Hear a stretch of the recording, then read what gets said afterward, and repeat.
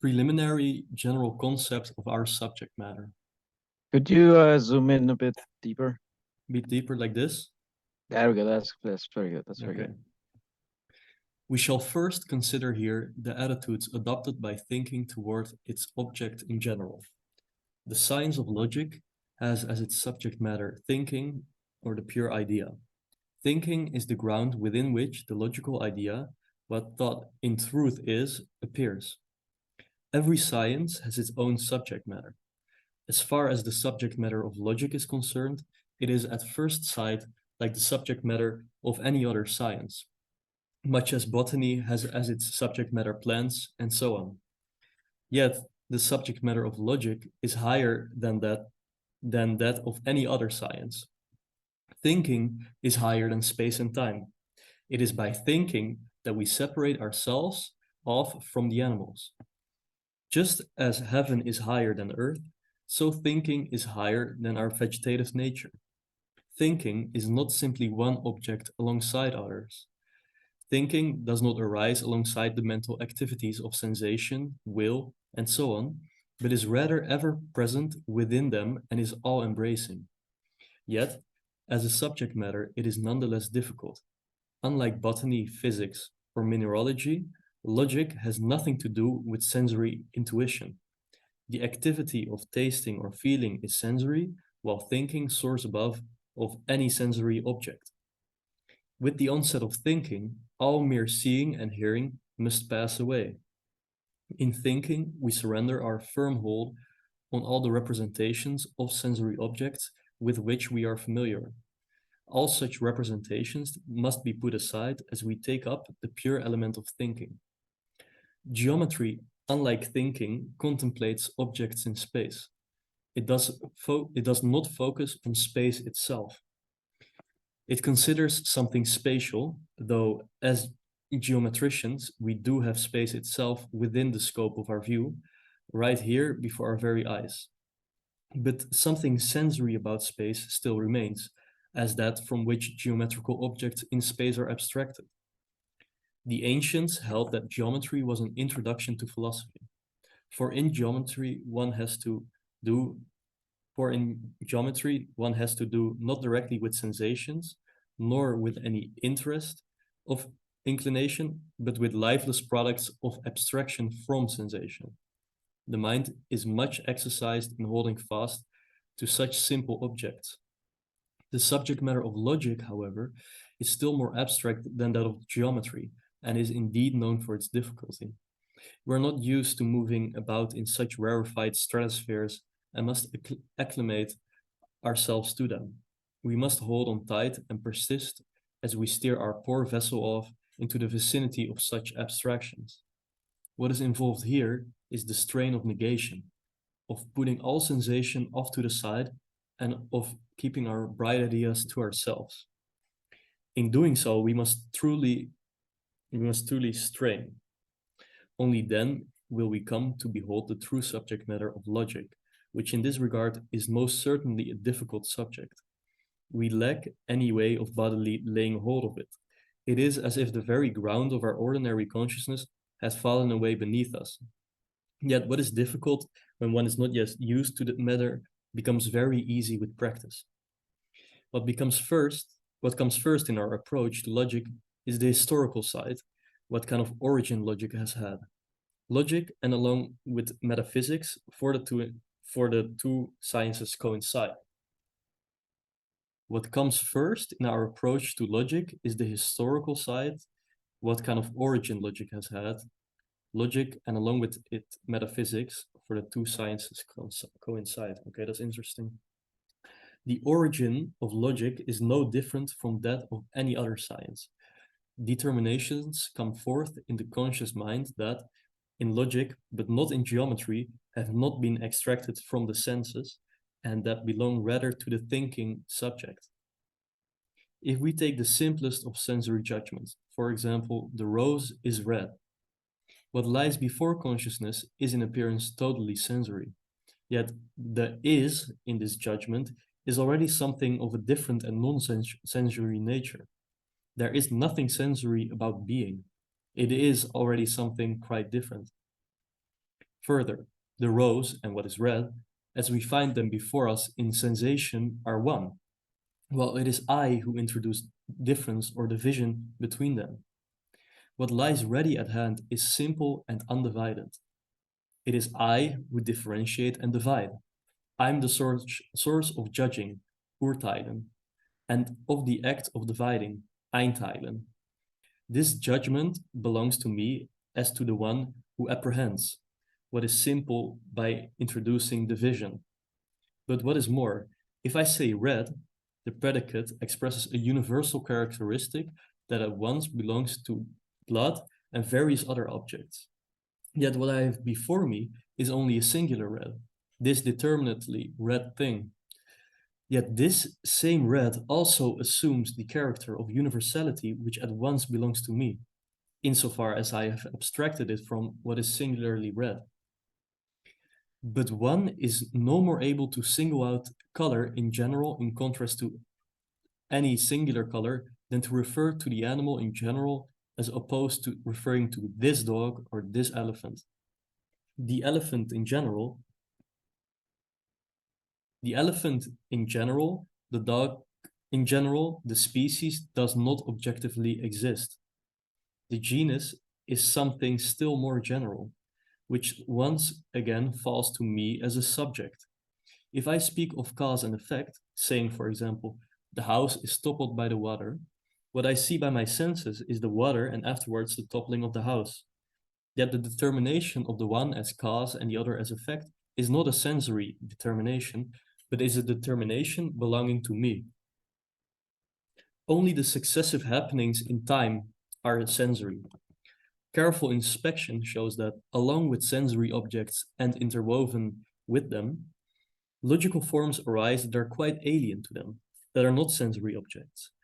Such forms have been extensively classified as the species forms of plants and animals, and they moreover have been classified for themselves rather than for any external purpose.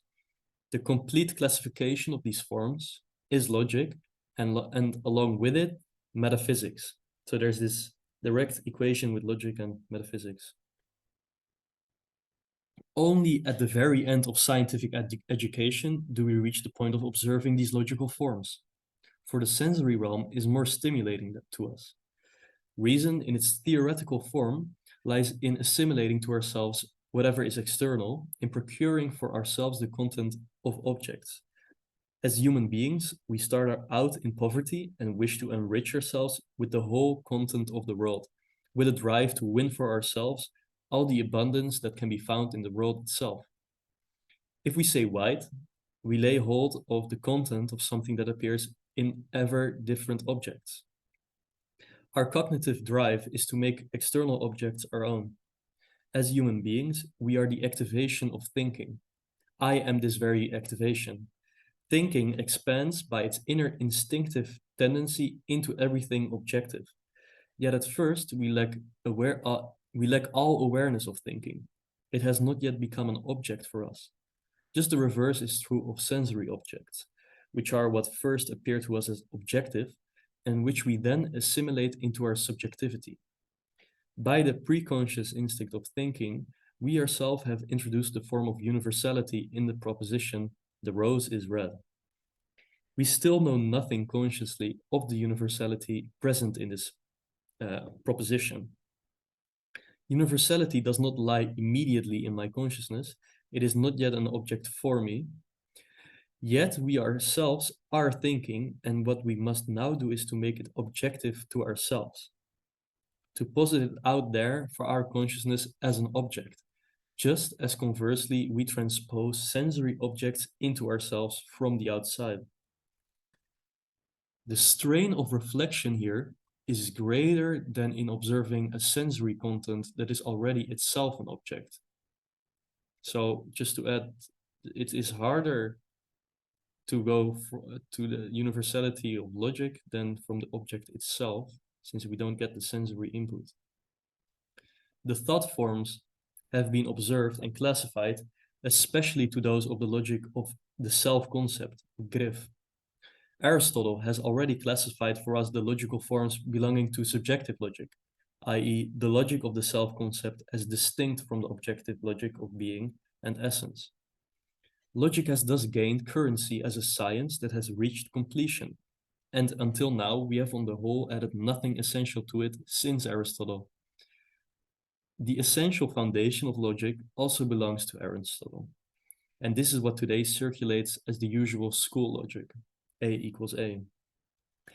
Yet it has fallen into contempt, on the one hand quite justifiably, but on the other quite without justification. Aristotle proceeded from observation, summoning forth the entire universe in a parade before his mind, Geist.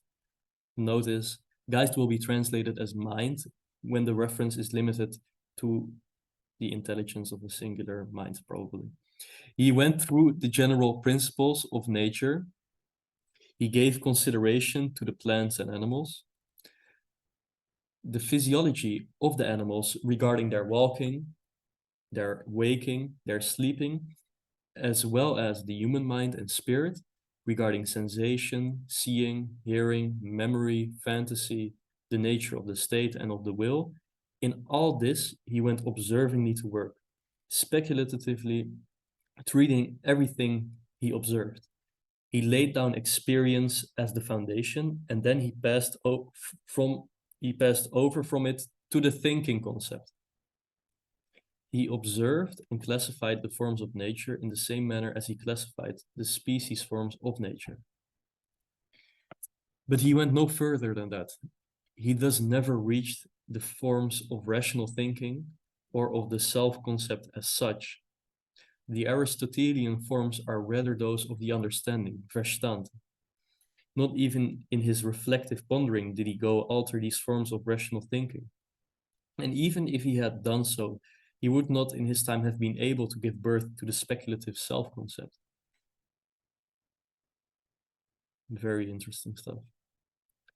We must all familiarize ourselves with such forms of the understanding as Aristotle brings forth. They are forms of thinking, abstract forms and one-sided laws. Yet if they are to be of service to true thinking, we must not interpret them so separately from one another, as Aristotle does, since they would then be only forms of untruth, finite forms. They would then be only so many different sides of concrete truth, and so would be one-sided. We must tear them out of their one-sidedness and bring them into their interconnection. It is because of such one-sidedness that logic has fallen into contempt, and with good reason. The form of identity, considered abstractly for itself, for example, is an empty abstraction, but in connection with difference, it is most important and most essential. It will be said, everything is identical with itself, or A equals A. Or to express the law of identity negatively as the law of non-contradiction, nothing can be in contradiction with itself. That is a fundamental law of thought. If we apply this law immediately in the realm of singularity, this plant is this plant, this animal is this animal, it is completely one-sided determination. When taken formally, identity is abstract. Yet difference must also exist within identity. One says that all finite things pass away, that their very essence is to cease to be. Self-negation is their nature. We say what is finite is, but this law already contains a contradiction insofar as we apply being to what is finite. Finite things consist precisely in being contradictory. Nothing contradicts itself is thus a poor excuse for a law of logic. Every irrational action is upon itself contradictory. Bad states go under because they are contradictory. One can even say God is contradictory, since he embraces self-negation. I feel need, which negates my self-concept. The feeling of non-being in need is a drive.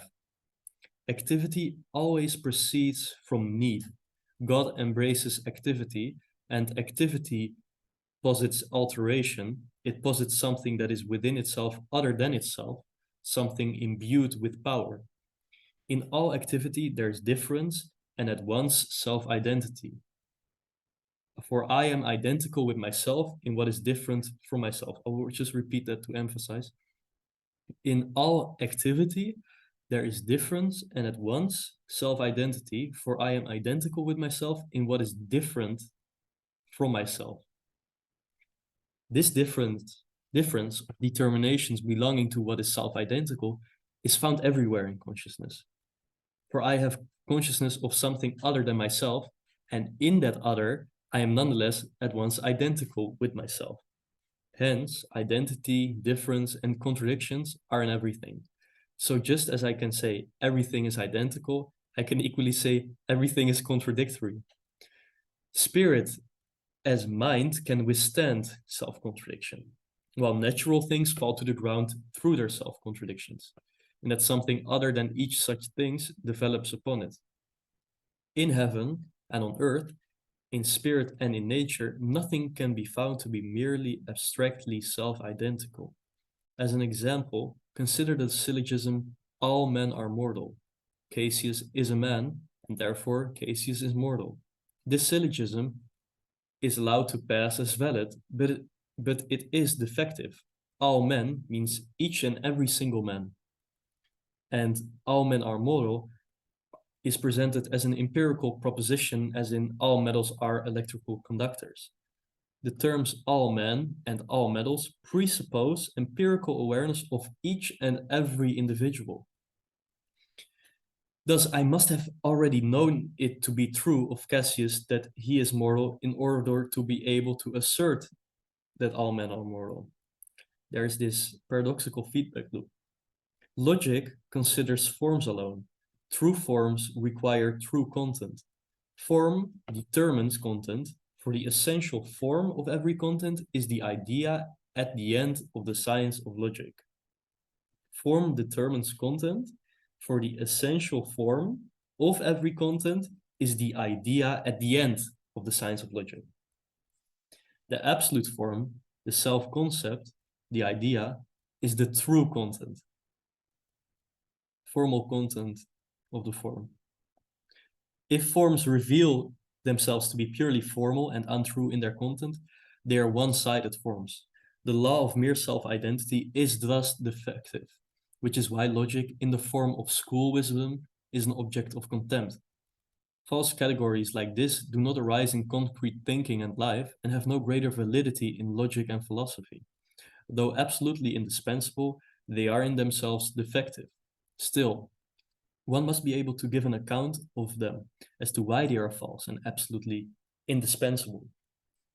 We too, in our science of logic, shall lay hold of these familiar forms, but we shall come to know them only as moments of the true form. This true form can be a fully rational logic only insofar as it is a logic in which thinking has won the dignity of being the basis of truth. It has to win this dignity. In the remark to paragraph 19, the idea is said to be the totality of determinations. The true science of logic is difficult because it does violence to the understanding. It comprises what is speculative, and yet at once embraces the easiest of all. Ease lies in simplicity.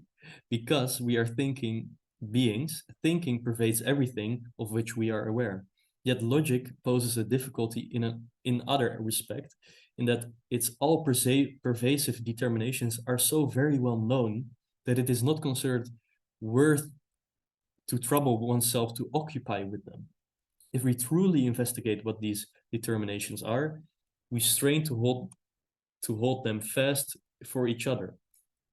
In addition, once we examine them carefully, they turn out to be quite different from what we initially allowed them to be. Everyone, to be sure, naturally has hold of some logic. We think immediately, and to think we have no need to study logic.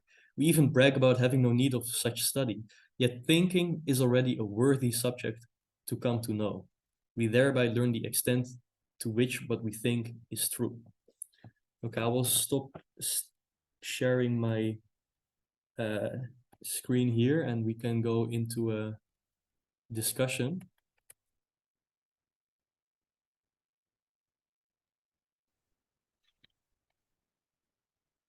So that was really mind-blowing. so good, man. Really That fun was- stuff. Wow. Yeah. he's really we're immediately getting his own ideas, and he's really trying, like the way I see this when I hear stuff, when I read this, is that he's really trying, okay, how can I step back into like ordinary consciousness and come from like a kind of perplexed vantage point that wants to come to a different kind of knowing of this thinking. And I think he does a great job. I mean, I don't know the exact source of these lectures, but I think it's notes from the students. So yeah.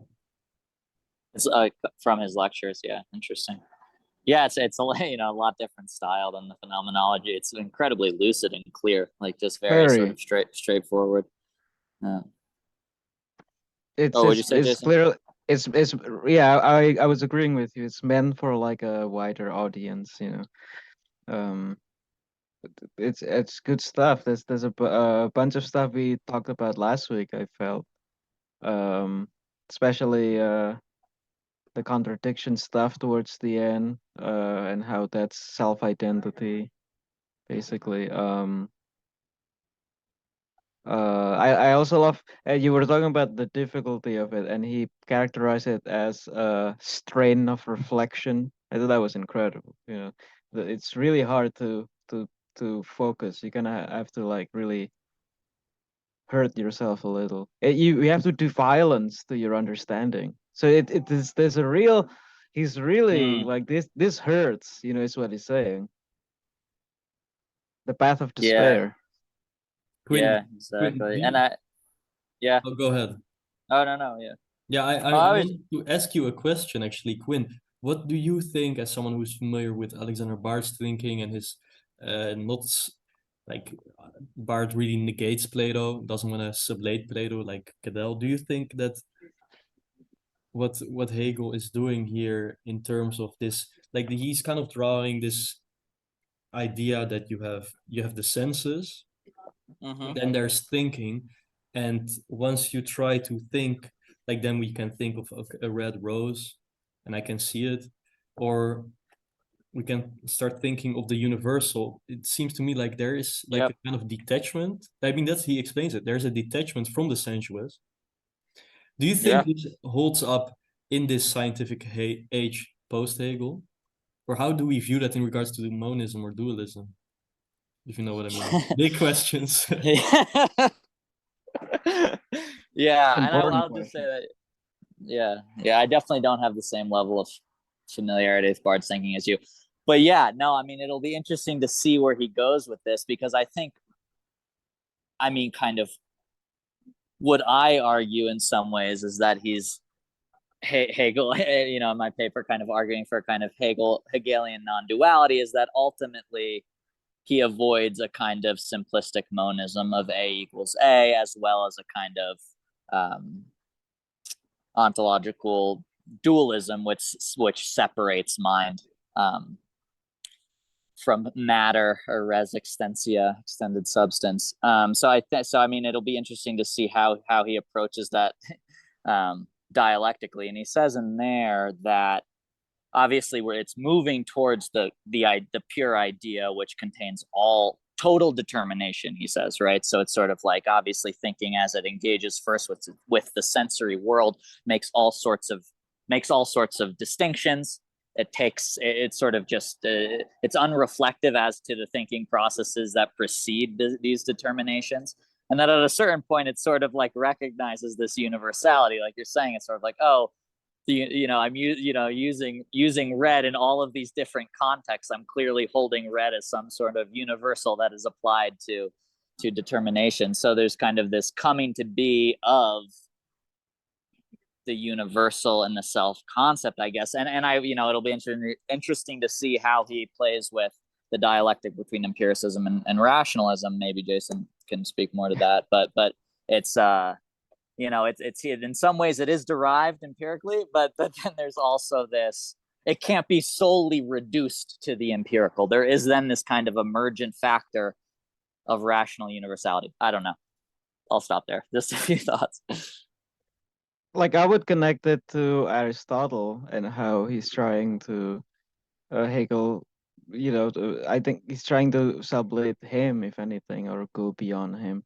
And precisely where Aristotle failed is that where he's good is that he systematizes the world, but where he fails is that he systematizes thought forms, as Hegel puts it, in the same way as he systematizes sensory sort of input. But this is presuming that you can again get out of the mind and look down and see it, the same way we do with pure empiricism, right? And this just does not work, I think, is what Hegel is saying. And I think that will be tied back to how form determine content. But it's difficult. I don't That think I fully understand that, but that part was amazing to me. Well, I What do you think guys think about that? my speculations, when I'm reading that, and this is the first time I'm reading it, is that so you have a form, and then you have all this content within which you can conceptualize with your verstand, with understanding. Yeah. Like I have a bag of Right. cheese, and there's a blue bag with some Parmesan in it. Like that's the content of it. But Yeah. I think this is a horrible example because this is extremely sensuous. But if you do this with like the universal concept, that the out of this explication of the content, that you get some kind of empty form that persists. It seems like you kind of lose it's maybe you can compare it to you kind of lose the object as this essential thing you want to get to, and it's about this self movement of the form in itself. Maybe that's where the Mobius strip also comes in as like concrete Yeah. universality, because Right.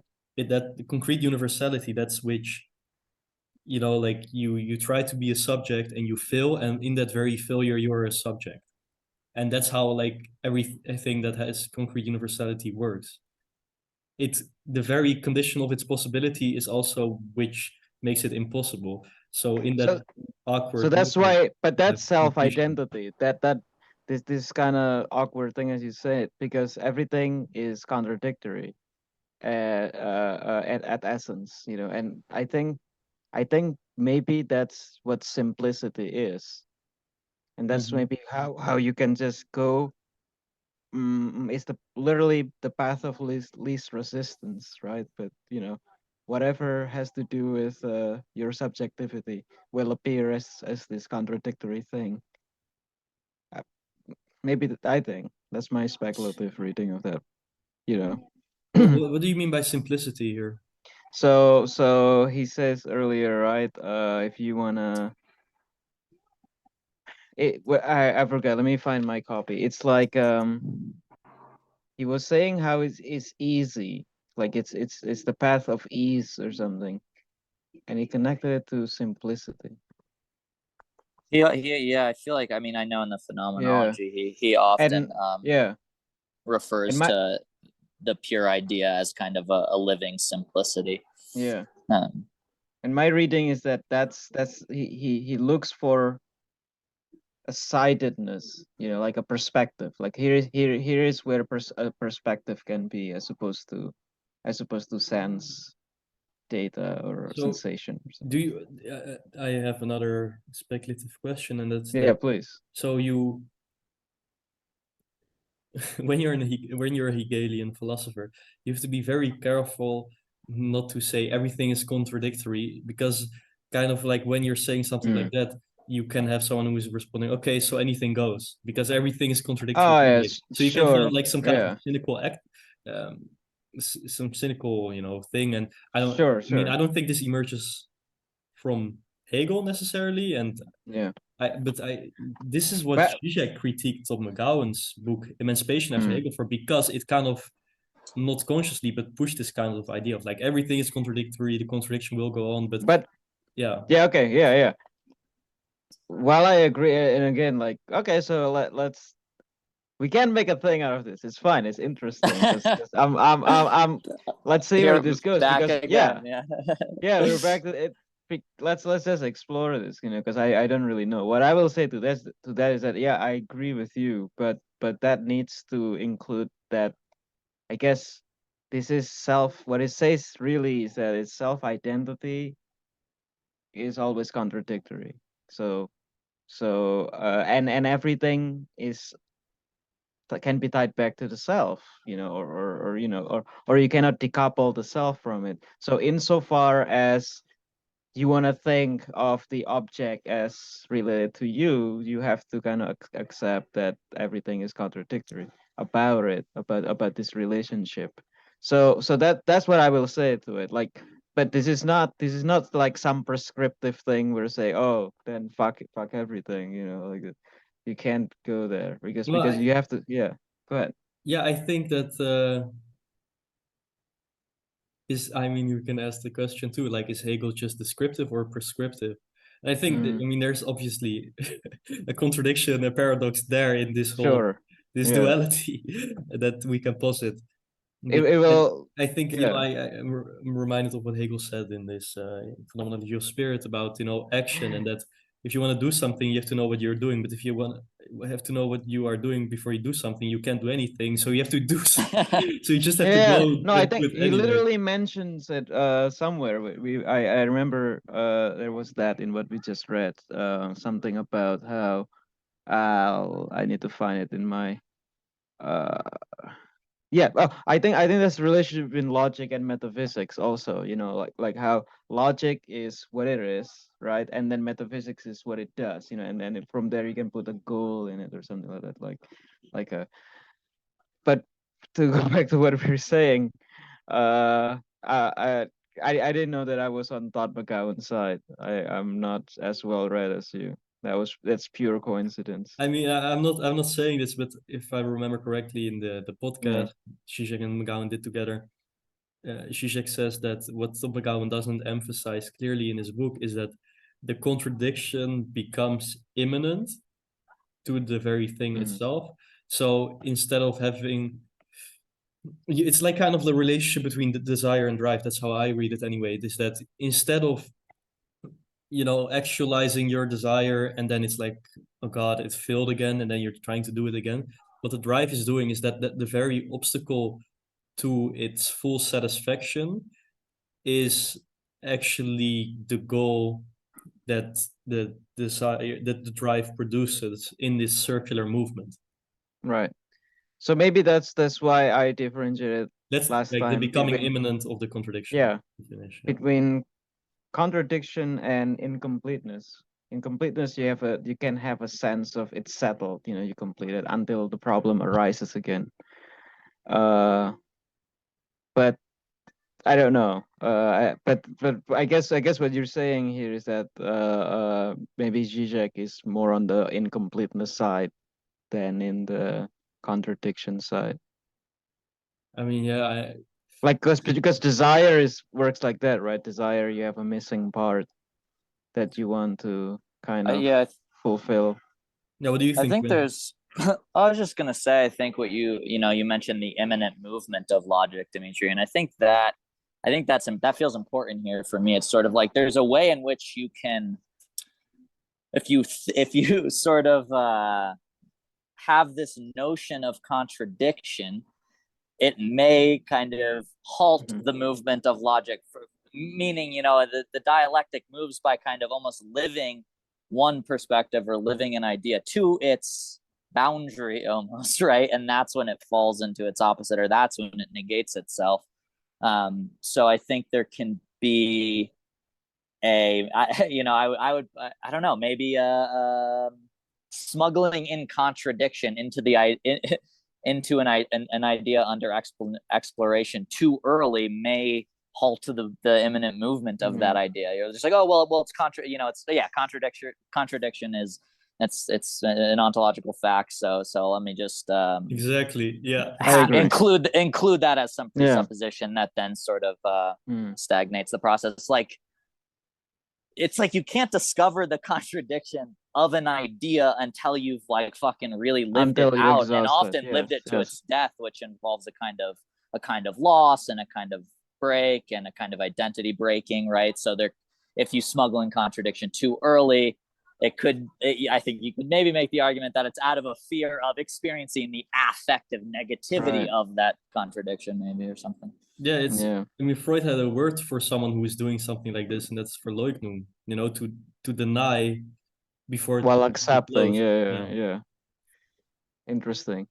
Yeah, it's like a pseudo acceptance of it. Yeah. Yeah. It's like admitting something, well, sarcastically, so people can't tell. Yeah.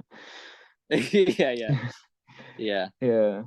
Interesting. I'll have to think about this. But I mean, I think you are right, Jason. I mean, he says it. He I mean, obviously, contradiction is so fundamental. I just think it's about how we think it. Obviously, like any idea, it can become a stagnant, sort of unmoving universal.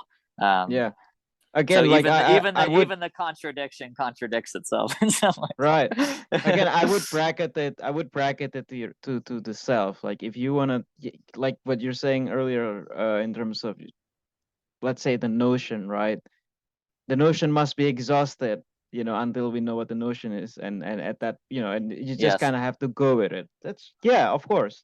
But once you want to connect it back to the self. Yeah, let's go with it, brother. Yeah, exactly. Until guess what? You made contradiction. But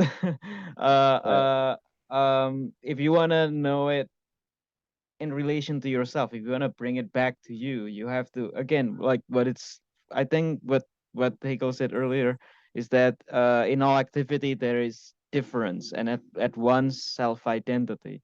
So you wanna get back to, I think we're just getting stuck in one side of the dialectic, Yeah. And the lesson is obviously there a circular thing needs to happen. Right. So how do we? Absolutely. How do you How do you think this? Is it that one-sided, because you have to go through one-sidedness to get to the whole, maybe, or is it like, is that okay? Every determination. So we're back It's to kind of- method again. Max needs to see this. You're basically asking, like, what's the method then, or something, right? Yeah, but wait, no. Let me finish my thing. Yeah. Yeah, I think I'm kind of to method indeed, but you have this. I'm just trying to understand the simplicity and the one-sidedness, because they seem to be interlinked. I have a simple very emo answer to that. and therefore one-sided, or is that false? I have a very edgy answer to that. I think, like, literally we need to take the path of despair rather seriously. I think Hegel is giving us here plenty of hints that maybe suffering is kind of tied to it. Because we really, like, it does seem like we really need to, like, wrench ourselves out of this one-sidedness and just return to sidedness. I don't know why I'm holding on to these terms, but that's how what do you think? So yeah, one-sidedness. I mean, it's still. What, can you say that again, Jason? You said you think we need to do away with one-sidedness and hold on to sidedness? The way, yeah, sorry. So the way I understand simplicity, and this is just my maybe banal understanding, simplicity is, it's like, if a thing, as opposed to complex, let's say, a complex things has many aspects to it, let's say more than one or two. But to me, a simple thing, the way that Hegel is saying it, is that it has one aspect, a side, like a sidedness, meaning that it's like a window where there's only one way. You can only enter it one way, not the other way. And that I read that as, like, the nature of getting to the absolute, of going to subjective. I think that's subjectivity. I think he's describing subjectivity there. Subjectivity is simple and one-sided. Right. So as opposed to a one-sided, or no, I guess I am using it stupidly, but the sided language is throwing me, but I think yeah.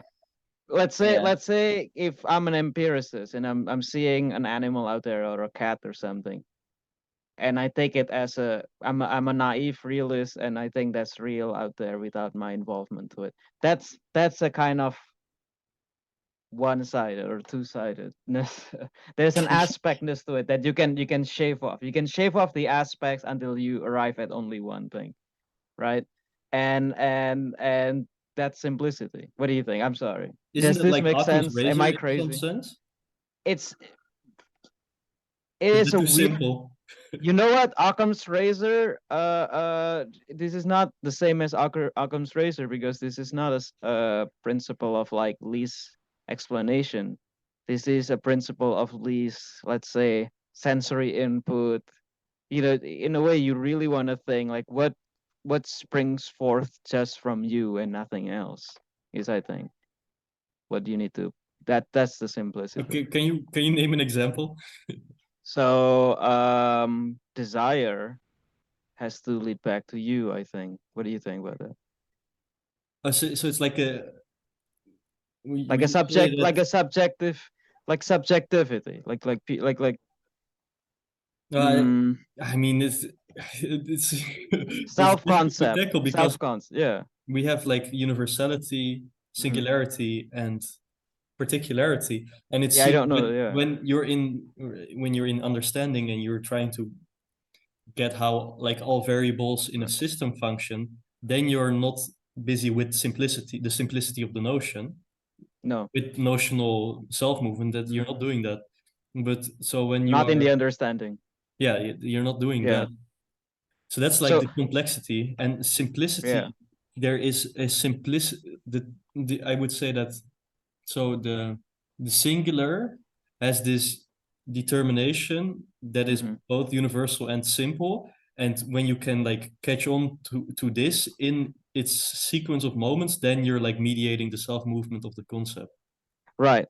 Um, that's very good. I love this language of singularity. I didn't think of it like that because it kind of it leads. Yeah. That's a very good term. Okay. But that captures what I'm saying. I'm sorry. Does that is this coherent? I don't know. Yeah, I think that there's some kind of relationship between the singularity and mythos, because Hmm. the universal would be logos, and the particular, that's just like nature. Nature is just pure particularities everywhere. There's Right. not universalized in one sense. Okay, I haven't read Hegel's philosophy of nature, but it seems to me that the singularity, it's what it's doing. It's having both the universal and the particular, the But logos and the pathos in a mythic but it's also notion. the source of differentiation. So if you have, let's say, a The stack of singular. book, yeah, or you or this if you yeah, the simplicity is the if you want to explain differentiation, you go to the simplicity because let's say you have a stack of books on a table and you can differentiate that the cost of this differentiation leads back to you because it's simple because it's one it's because there's this Wait, sidedness isn't. can you elaborate a bit on that? So let's say if I perceive a stack of books on a table and I the perceiver want to single out one book among many. And if one were to ask, what is the cause of this singling out? The explanation purely will be because of the person, the subjectivity that differentiates it. Could I Because take a Hegel's, crack at it, Jason? yeah, please. Yeah, well, I'd say one level, I think you're pointing to the fact that consciousness, and I mean, Hegel talks about this, I think, somewhat, Yeah, right? Consciousness is the thing that does the differentiating, or maybe you could say it yeah. aspectualizes, meaning it picks out some aspect of an object within the phenomenal field, contrasts it against another object. It makes a distinction between the object and itself. And Hegel says that this is sort of this is the negativity, or this is the void as the ancients conceived of it, which is what allows for movement. And he talks about this movement taken abstractly is a kind of pure negativity or becoming, which taken abstractly it's pure negativity, but in its living actuality it is the whole dialectical movement kind of. So it feels like, and he does say that this is kind of this simple living idea. So I don't know if that connects at all to what you're saying. No, absolutely. But it's Absolutely. very tough to articulate. It's very tough to It's articulate. really tough. Yeah, because the language just fails it, and it's sort of like at a certain point, all of the conceptual distinctions that we're making, I think, start to collapse and fold in on each other. So it's like a weird phenomenologically, at least when I start talking about it, there's a weird experience of like, yeah, like the movement of the Mobius loop, or this strange self-reflective movement where it's like you're trying to make conceptual distinctions as you're sort of like moving down into that abyssal negativity. And so you're trying to make conceptual distinction as the conceptual distinctions are breaking down, and it's kind of just a weird experience to try and articulate that thing, that process, that movement. Yeah, absolutely. yeah, Totally. it's because we're in it. You're pointing at something, but you're already in the thing. So Right. It's like you're trying to aspectualize the very process of aspectualization. You know, it's like, right. It's a weird thing. Yeah. It's a very strange. But yeah, again, man, I'm just struck at the, as Hegel said, we need to get rid of our big ideas. Each of us, we have our own big ideas about this, and I think it's painful. I think Hegel's point is that it's painful to get rid of it.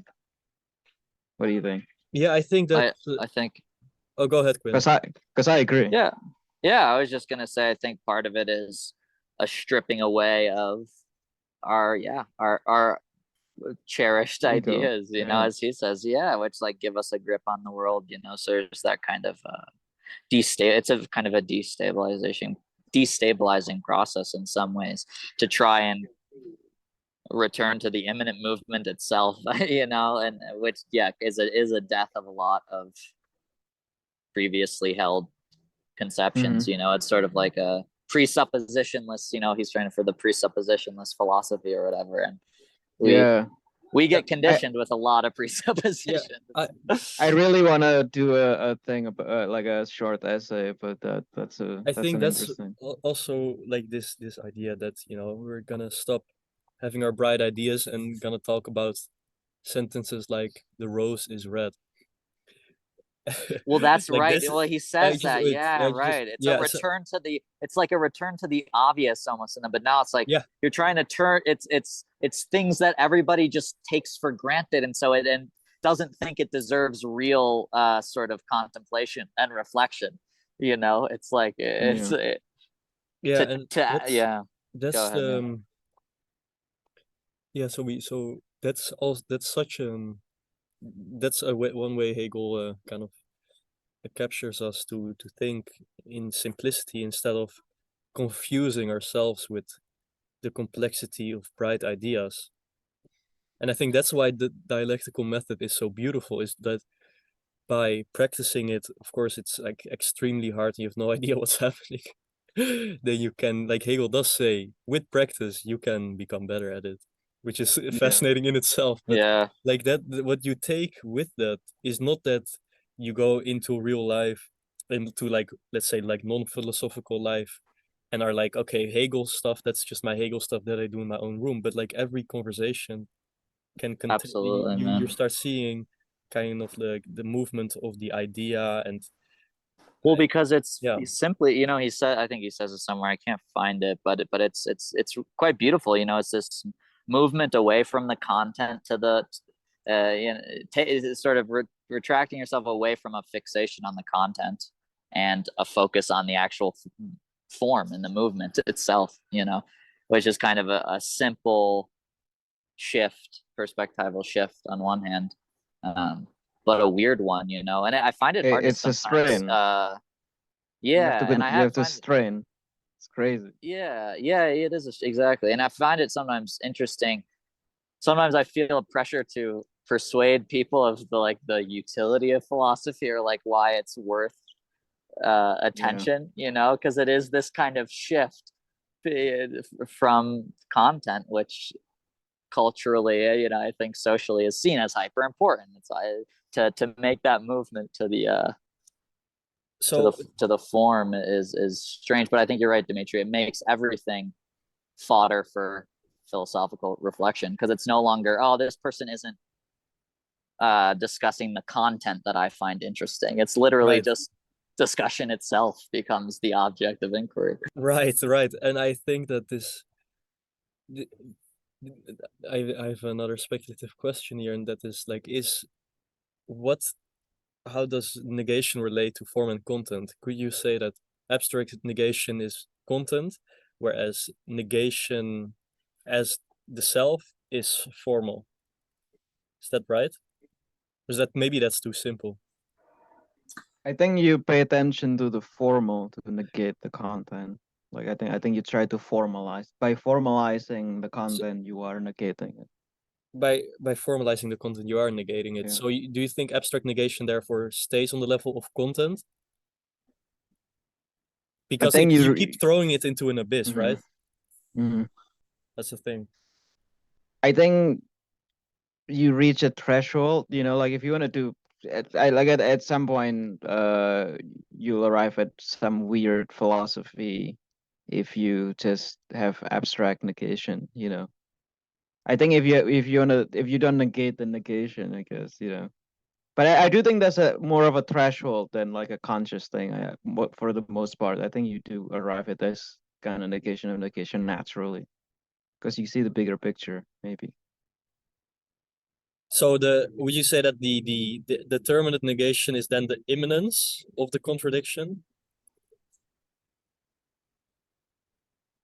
What could you explain that? Like so what we're doing when we're doing logic and the science of logic is we're explicating substance to their subjectivity. So we get like an object to non-object in some kind of sense, not sensuous, but conceptual. And absolute knowing does the object of absolute knowing is the subject, the empty Yeah, subject. well said. And Yeah.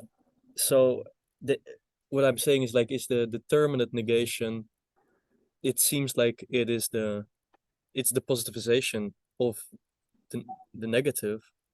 And is it therefore, is it a way to capture that captures the immanence of it?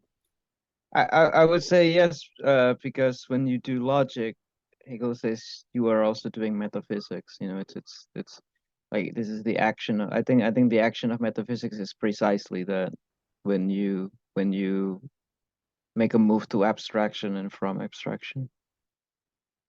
But it's interesting, like I'm trying to think this relationship between form and content is such a complex one.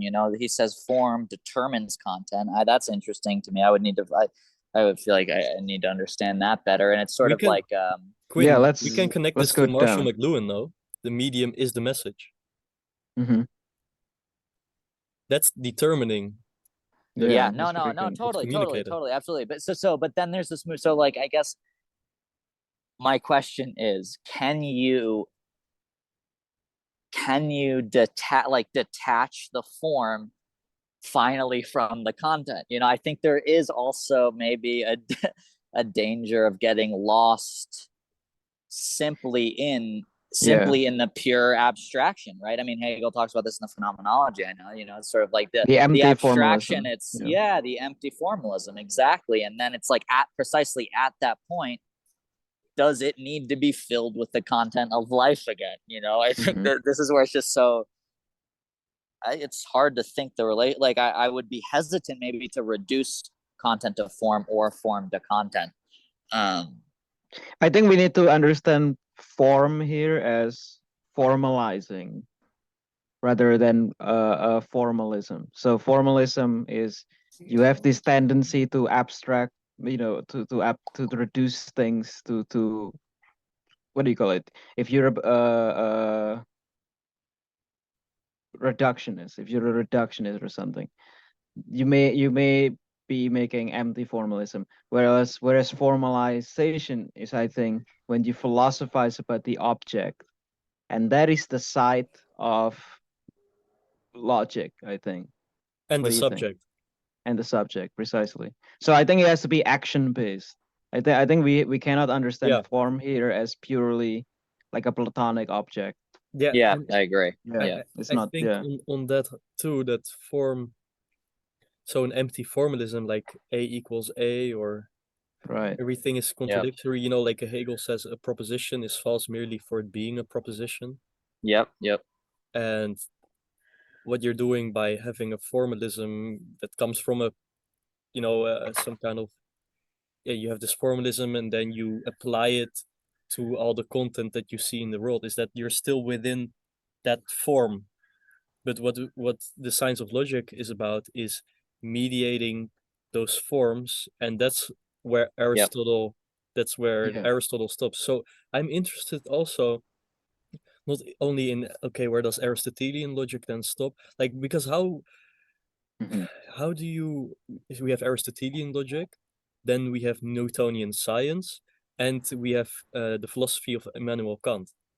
Now, Kant had a critique of pure reason, and correct me if I'm wrong, but he used reason itself to show that reason ends up in antinomies, which is his critique of reason applied to, how can we grasp or comprehend the absolute truth? And the answer is no, we can't.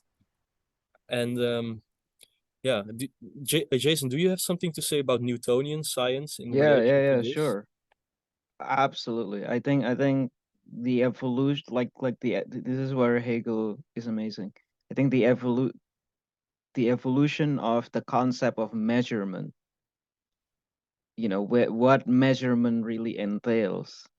I think this is something that Plato couldn't have thought of, Newton couldn't have thought of, Kant couldn't have thought of, Aristotle as well, because it presupposes that there is an observer and then there's what is being observed. This is what's called passive knowing. But and Kant does arrive to active knowing, but he doesn't take it to its logical, to its fullest conclusion, which Hegel does, I think. um, but today, if you look at measurement, right, which is, when you think about it, is kind of the bridge between space and time is measurement. When you think about, or what's inside, the bridge between the internal and the external is measurement. You measure it. But anyway, if you look at what measurement really entails today, like in quantum mechanics or something, we arrive at the observer's paradox, etc. Your measurement does influence the outcome. That's the thing that Hegel's logic is able to anticipate somehow. Crazy. What do you make of, Jason? What do you make of? And I can't find the quote in this passage here, but he says, thinking, or maybe he says logic, is beyond space and time, or is superior. He doesn't use the language superior, but he says something. Basically, it's superior to space and time, or higher, maybe higher. That's I think hard with street higher. Platonism right here, no? I think. That's the right. That's it's the worm is the Platonist worm does wiggle in here with some of these. The Platonist worm. I think the translation, and I don't know, So squirmy. who's more European? Yeah, so squirmy. I know, ridiculous. I think it should be higher. What's the thing again? Space and time is logic is higher than space and time. I need to find the quote. I'm trying to find it here. Fuck. Yeah, I was really interested. I think it's because if you want to understand space and time in one go, both are captured in logic. That's the thing. So logic can conceive space and time while not being in space and time, is I think what that says. But is that true? Well, logic is not bound to space and time. That's a wild thing to think. I think it's depending on how we think of being bound here. I think can there, I'm not saying can there be disembodied minds or something like that, but I'm saying is that if you want to explain logic, you can't reduce it to what's in space or time. I think you're right, and I think here it would be crucial to look at the temporal succession of moments Right. and the It has to logical do with succession of grounding. moments. It has to do with metaphysical grounding. So in you know,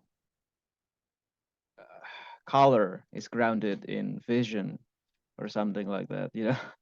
So something that explains the higher or the lower things, you know. There's this relationship of concepts, conceptual relationship.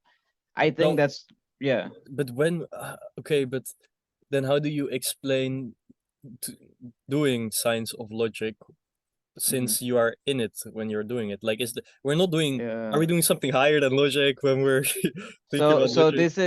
this is I think the nature of this is a tricky question.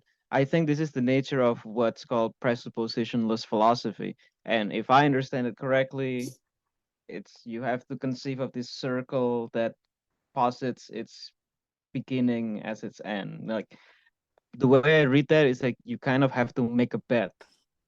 You make a bet, you see the result, and you don't add anything. You subtract everything but this bet and the result, and you find the relationship between the two.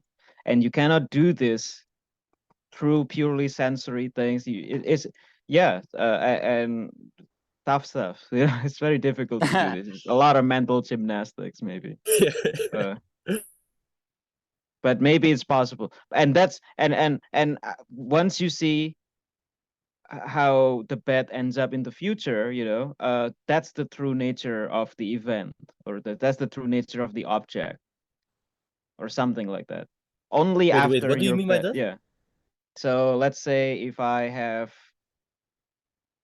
let's say that I want to theorize naive realism. I take the paradigm of naive realism to its conclusion. I reach Kant, let's say.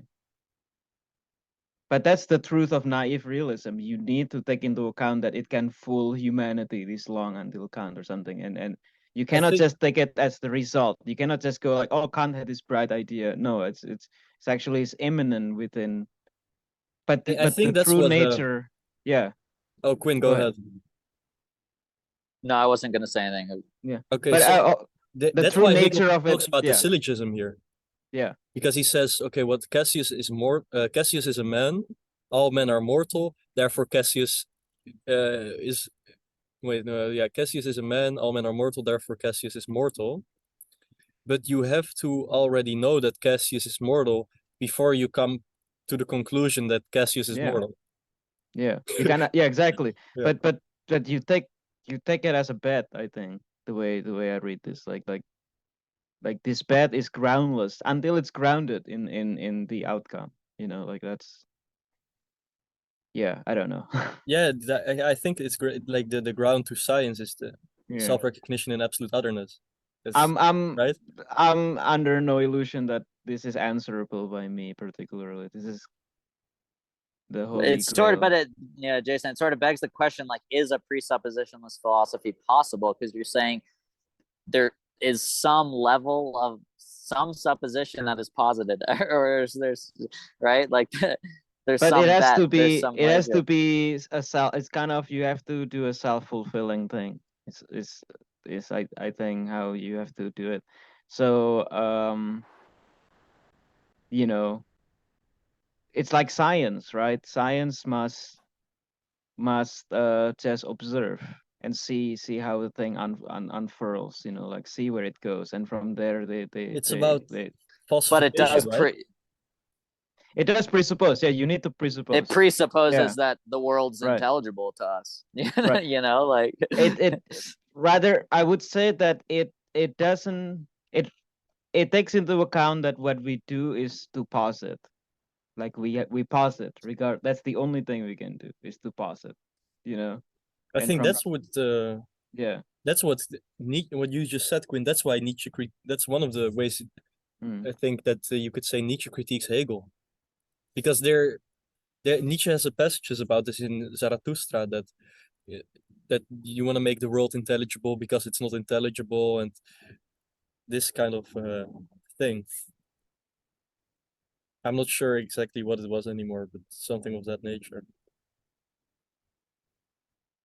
Yeah. Yeah, I don't know yeah. if I mean, that's a kind presuppos- of that's kind of a fundamental Yeah. presupposition to science, or even the the realm of philosophy, is that something, the possibility that something can become intelligible to us, Do you whether think- whether it's the objective movement of nature in the scientific exploration, or whether it's formal logic itself. There's there is some sort of presupposition that it can become intelligible to us. We can grasp it or commune with it in some way. Do you think either Hegel or Nietzsche kind of escaped that effectively, that problem, or like solve it or sublate it?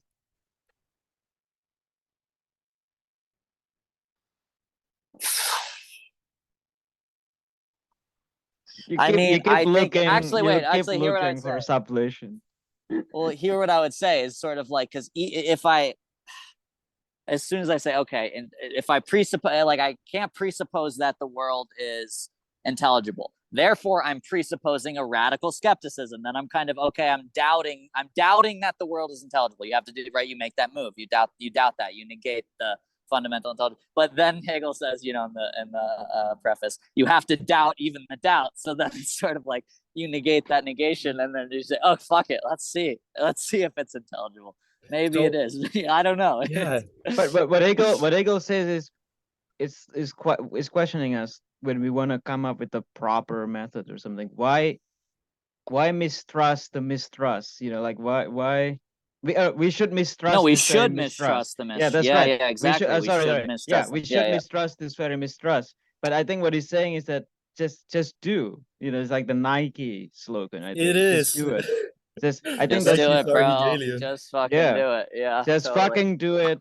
Because, See dude, where as it soon takes as you. Yeah. as soon as you start doubting, as soon Mhm. as you say, oh, we have to doubt the inherent intelligibility of the world, Precisely. then you're in fucking empty Right. skepticism, right? How long do you want to stay there? I mean, it's just like, you still gotta act, you still gotta live. Just It's very difficult to think like this. I think. that's the thing, and also it seems, if you capture this dimension of it, it seems like a very pragmatical, functional, affirmative philosophy, which it totally is. Yeah.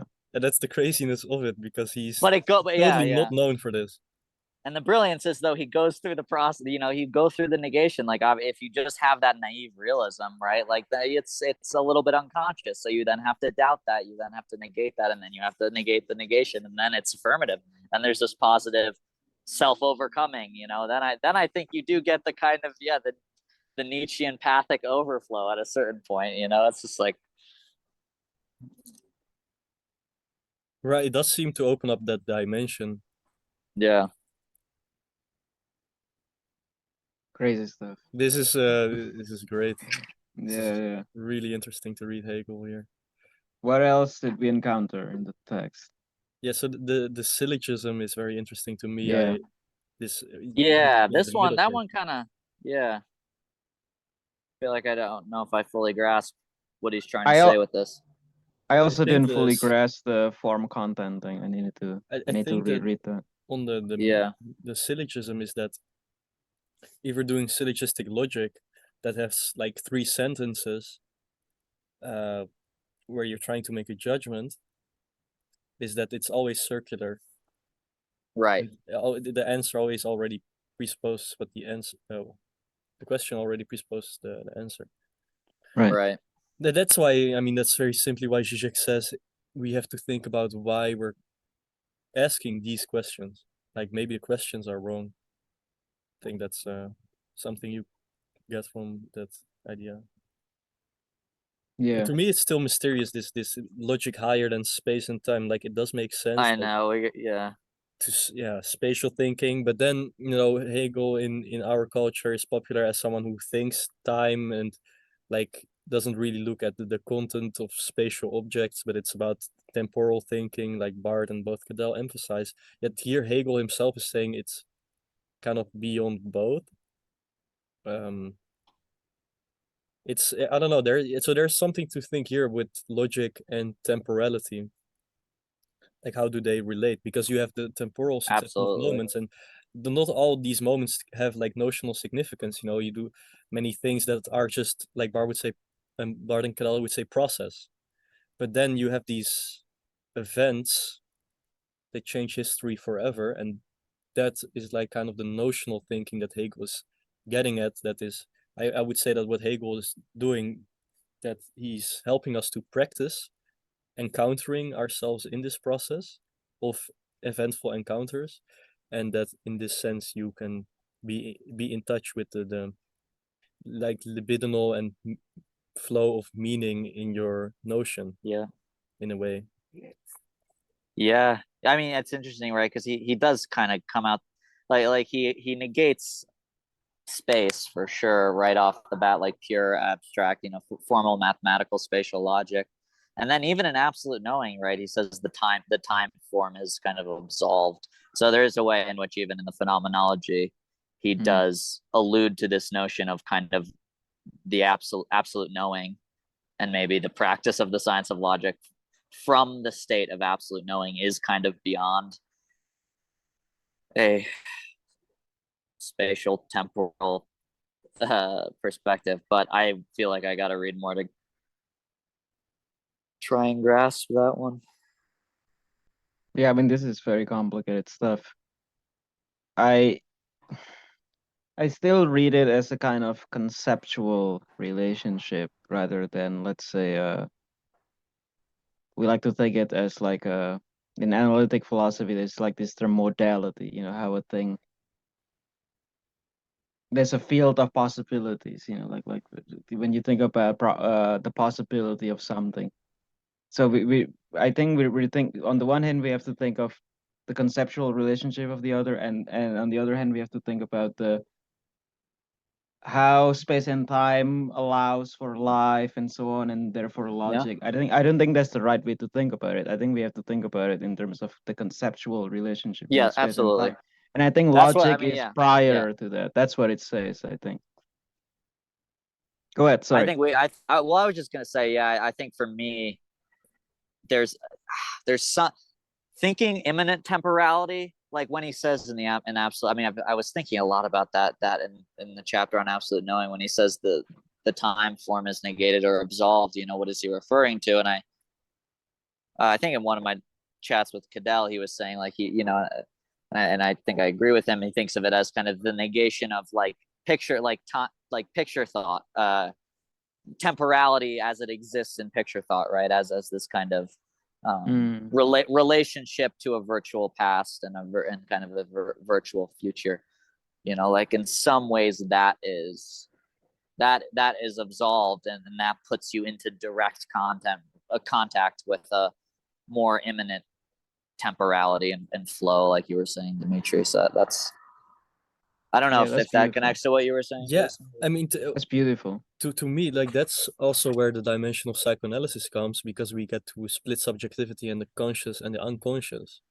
And I think that, our ego and even our mind, they're very reductive, and we can never, I mean, you're moving your body all the time, but you're not conscious of it, right? It's all either subconscious, or you have this in your mind, of the psyche, you have this unconscious subversion of your conscious speech, which is where Freudian slips and the dimension of jokes and also dream is. Right. And if you read this, like, it's really so obvious that psychoanalysis could only emerge after Hegel. Could you explain that? That's interesting, please. Well, because I think Hegel allows you to, he doesn't distance himself from what the understanding would perceive as an externality that's contingent and left to be, that's an exception. Let's not think about it. Let's just keep on to move beyond the understanding. Yeah, I mean, I'm not sure about the technical terms actually, but because Kant also doesn't positivize the disturbance that he's thinking too.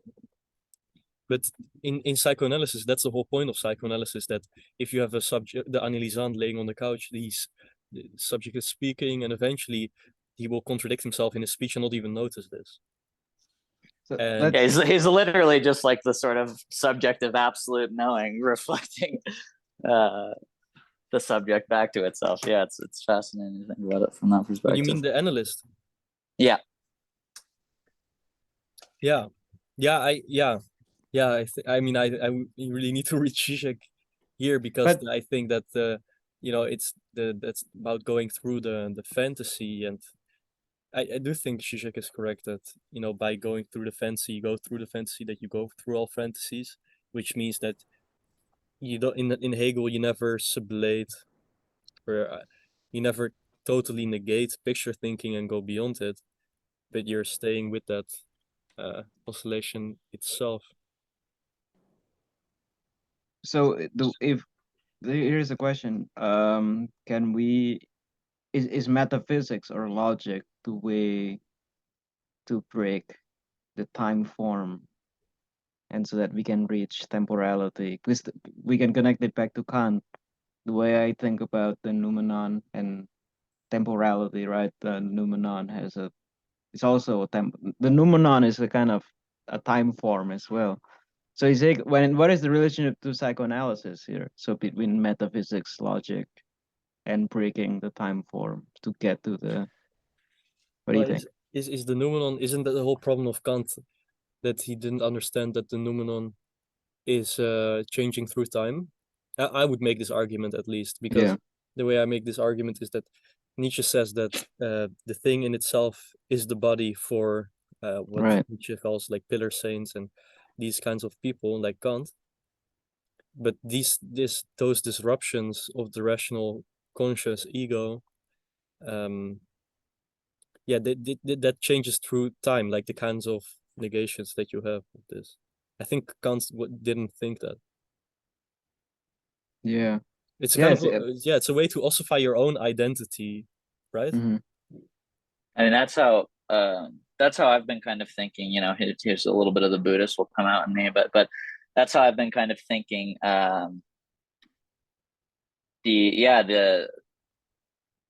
The absolving of the time form and absolute knowing, if kind of thinking the ego structure as kind of this representation of the self existing in a kind of virtual temporality, right? You're projecting your identity, projecting your identity into the past and into the future, and you're kind of from the Buddhist perspective, you kind of reify this identity as being stable, basically, and self-existent, and unchanging. And yeah, Nagarjuna gets it's a spatial temporal. It's a virtual spatial temporal structure, and so with the negation of the virtual temporality, it is kind of a shattering of the ego, or a traversing of the fantasy. Not a kind of final. It's not like the fantasy then disappears. It's just right. I mean, there's it's a perspectival shift, and then a different relationship to this kind of virtual space-time. But that's definitely how I've been thinking about that. Like, this shattering of time is a terrifying thing to experience of the virtual temporality.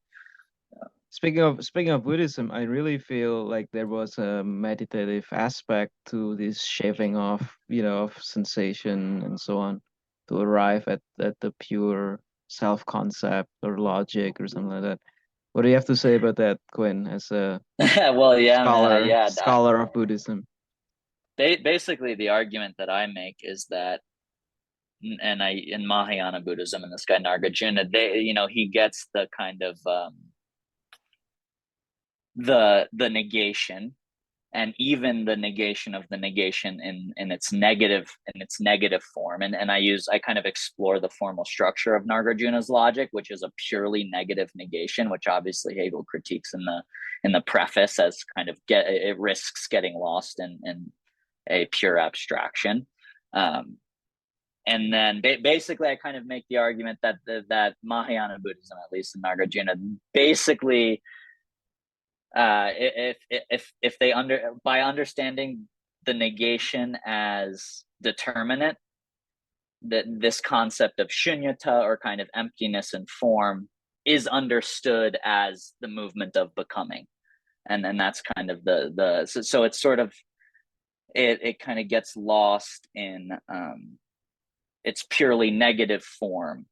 But if you just sort of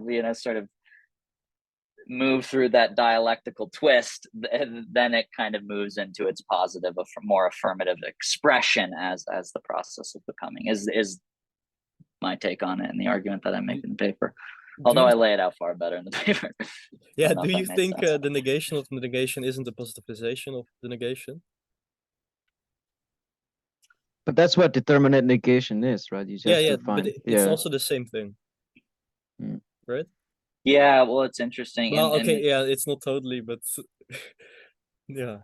It's hard basically, I think it's interesting to look at it sort of like from a negative and a positive perspective, you know, because in Mahayana Buddhism, they do negate it shunyata, this kind of this concept of kind of emptiness, negates basically, I would say, spatially, temporally calcified concepts. and then it also turns in and kind of negates itself.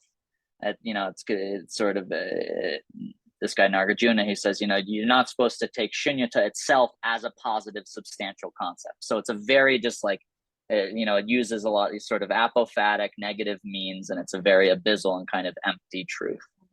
But it's so there is the negation of the negation, but it's only in the pure negative form. And I think by just understanding the negation as determinate, making that Hegelian shift, then the negation of the negation is kind of understood in its positive manifestation, which I argue is the movement of becoming. Okay, so one more question. Do you think Nagarjuna gets sublation? No. That's what I basically argue, is that he doesn't understand that. He gets the concept of shunyata, I say basically can handle the superimposition of form and emptiness, or being and non-being. It tries to understand, it tries to not reduce one to the other. It tries to understand the tension and the polarity a bit within that, but it doesn't yet understand that the sublation of that is becoming, basically. So it doesn't it doesn't properly understand the negation as determinate, which therefore prevents it from properly understanding sublation. Amazing. Is this do you think the root of, let's say, Eastern philosophy's failure to see the event, as Cattell was was describing it? Yes, right. Exactly. That's it. Pretty much what I try and show is like the danger. It only sees not understanding the danger. I think the event is there in some ways, and I would argue that Vajrayana or Tantric Buddhism is actually the expression of the affirmative, is kind of in its embodied spiritual form, although not philosophically perhaps, is kind of the affirmative expression of it. But that's probably another thing. But yeah, what were we saying? Yes, the process versus the event. I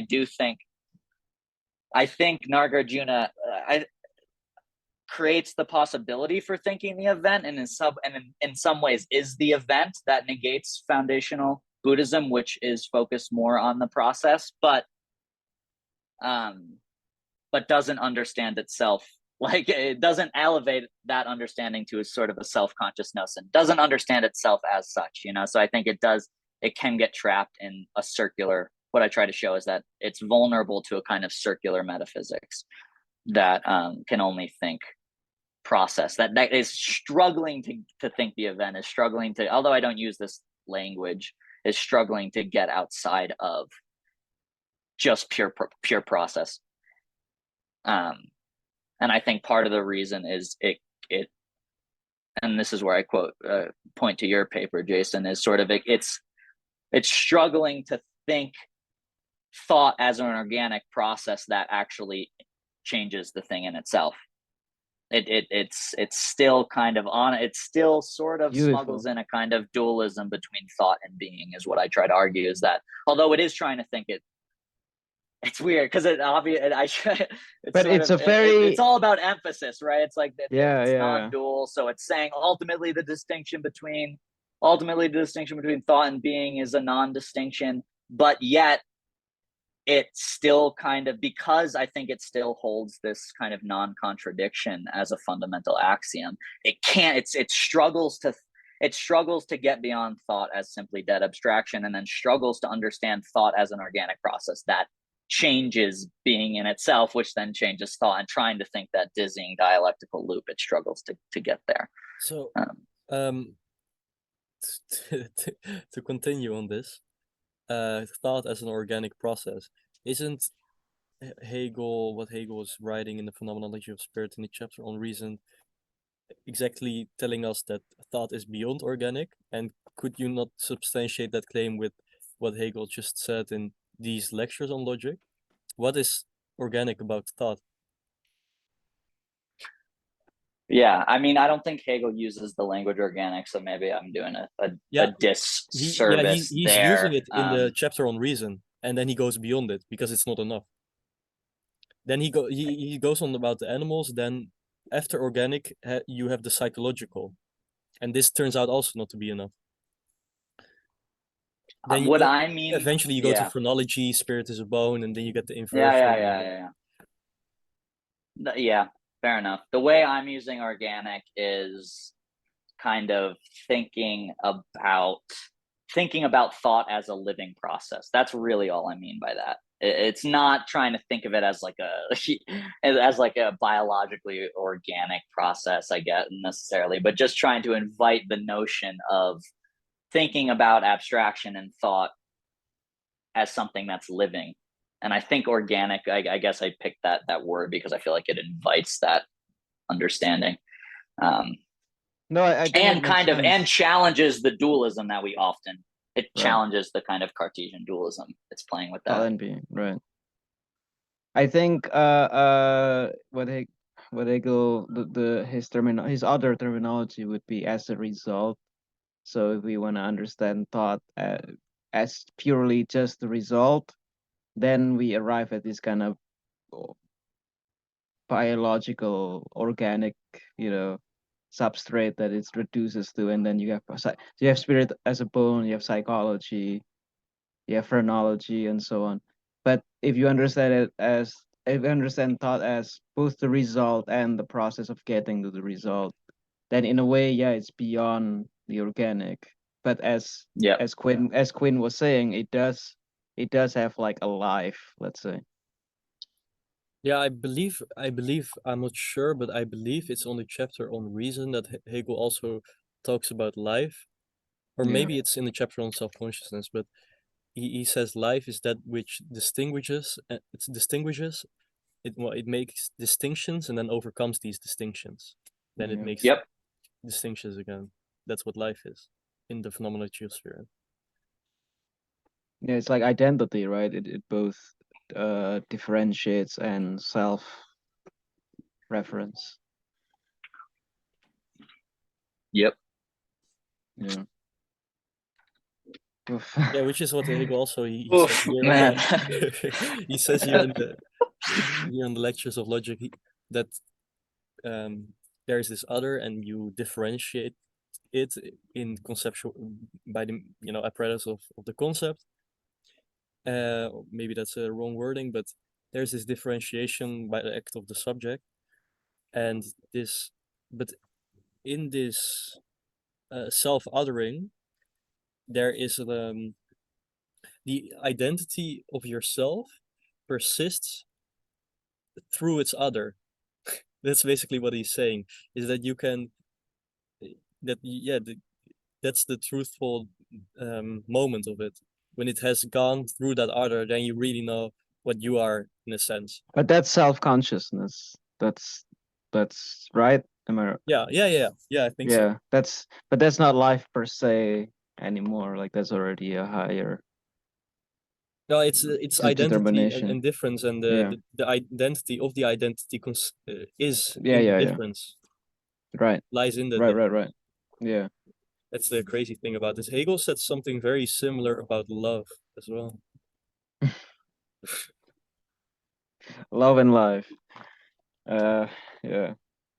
Well, I have a question for you guys. So since we have in this little group of ours different kinds of Hegels, right? There's the interesting I'm gonna say Eastern inflected Hegel, tantric flavored, Buddhist flavored Hegel. Yeah. And then there is the mystical Hegel, I think, going on as Yeah. well. Like Max is really interested in like the Christians. I think as well as George is also interested in the Christian mystical aspect of Hegel. And then there is like me, who's like connecting into like atheism, like I guess I have ambitions to connect it to like emergence and so forth. And in all that, I have a question about what Hegel said on this, because he's kind of speaking casually here as a human being, as a person. What's your reading on him? He's no longer using the strict vocabulary of the phenomenology, so we don't have to, read, we don't have to speculate anymore. Yeah. What do you, because I thought that in the beginning when he was talking about logic, and we live at that's when we're at the heights of logic. I feel like he's a little bit more disembodied than our impression thus far. If you listen to Cadell or something like that. Yeah. What do you think? I think He he felt a little bit more cold and rational, and and scientific. Do you think he did more sound like this in the Phenomenology of Spirit? I think he did. He definitely did emphasize, right, the cold march, the cold necessity or something like that. Oh yeah. Yeah. The cold march of necessity. So Yeah, there's he was really definitely going through something when writing that, for sure. Right. when he was writing the Phenomenology. But I feel Yeah, I like mean, somehow to that flee makes the city him more was alive. So wait, Jason, I want to make sure I'm understanding you. Are you saying you Yes. think he's more embodied in the Phenomenology and more disembodied in this so far? Yeah. I'm asking you because I feel like my impression of him on the Phenomenology is that he's more embodied. He's more like grounded. I would say that is my impression as well. Right. Yeah. Right. You think But so? And I mean, this is you guys have to realize that he spoke this. He didn't write this down. It's the right. But lectures, I see. So this is someone's and these are the capturing. notes of the Yeah. students. So I mean, I'm super Aha. skeptical when it comes to Interesting. historical documents, and maybe Interesting. yeah, I you're think totally maybe right. Paraguay isn't even a Yeah. real country, Yeah. so I kind of Right. have a psychotic doubt of reality. But if this is even Hegel, but I don't know. I wouldn't say it's necessarily So once again, I'm just projecting on Hegel. This is the failure, I think. He's already ahead Yeah. of you again. That's right. That's right. Constantly sublating you, Jason. You Feeble just attempts to can't understand. Yeah, but dunk on the guy. so we have this, but Yeah, also yeah. I love what you said, Quinn, recently, that the phenomenology of spirit is there to be sublated, and that it really forces you to sublate. You Yeah. can't just, that's the thing. It doesn't, if you really want to have an intimate and deep understanding of it, comprehension of it, you can't use it by the means of external cognition, of course, obviously, Yeah. and that forces you to sublate it in your own imaginary and symbolic worlds, actually. And I think I think it's I think it's great that we read the phenomenology before approaching the logic, because I think already the fact that the topic is now the science of logic itself means that it is sort of, by the nature of the subject matter, slightly more disembodied. It's dealing with sort of the conceptual form, and the phenomenology does I think is just, but by its nature, a little bit more embodied. So I would agree with you there, Jason, because it's taking us through the dialectical process, which involves this embodied, this very embodied dimension, but I feel and he's like taking you through. But I feel like this makes the phenomenology a kind of more. It's one of those poetry/philosophy thing, that Nietzsche does constantly, right? It both evokes deep things inside you in a very guttural kind of way, but at the same time, it kind of short circuits the high and the low. I don't know, to use Zizek's way of putting it. Whereas the logic is more like, I want to talk about this stuff. Right. And I don't know, maybe it'll be interesting to actually read his writing in the Science of Logic to see what it's like. Because as you're saying, Dimitri, this is just notes. So who knows what the cadence and feel of it will be like. But I Yeah. do think it is it is different. And I think you're right, Jason. It evoke like the phenomenology is, I think, can be very evocative. You know, some of his descriptions of like the what is it, like the pure heart, or that's not what he called it, The law of the heart. the law of the heart, like some of those The passages, frenzy, the beautiful yeah. soul, you know, there's just some of the shapes of spirit that he described, like we're just beautiful. Right, of course. Yeah. We might get less of that in the logic, I anticipate, perhaps. Yeah, there's this that's interesting that you to use this popular term, you could make an archetypology using the phenomenology of spirit. That would be very fun. Absolutely, dude. That Yeah. would be so. I Right. mean, dude, the amount of law of the heart. That's probably, I don't know what the pure heart, law of the heart. Those kind of folks, man. Yeah. The different Yeah. species of shapes of spirit. Yeah. Yeah. Exactly. That would be fun, Dimitri. Like yeah. I Like think what animals. we're touching right now, that's what Hegel also just said here, is that it's really harder when you're thinking about, okay, the rose is the phenomenology of spirit. You know, we kind of bounce off objects and go through that.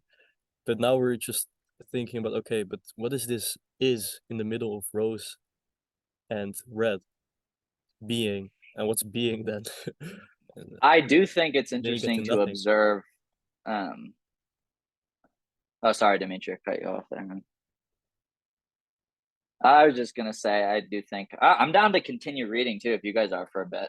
But I was just gonna say, I think it's interesting to watch interesting to speculate on why Hegel felt that the phenomenology was something that had to be worked through before properly thinking the logic. Like, why? You know, if I'm just speculating on that, I think part of the reason, maybe at least that I'm noticing, is that there is this the mind has a kind of Platonic gravitation towards disembodied, unmoving, abstract universals. I think there is just, the mind wants to do away with the messiness of determination. Like there's just something in logos that kind of seeks that pure form.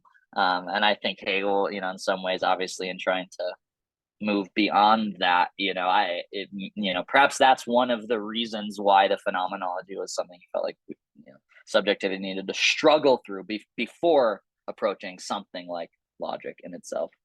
Yeah, I think to bring it back to external cognition, I think that you have to grapple with the fact that Hegel is thinking about the problems of external cognition. And that's kind of what phenomenology of spirit is about. First, grapple with that, and then we can say, okay, let's actually do a science of logic and let's think this through. When we're finally rid of this. Yeah.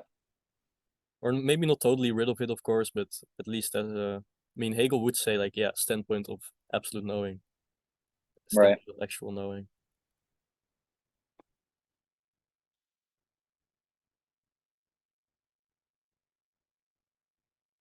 I missed the last part.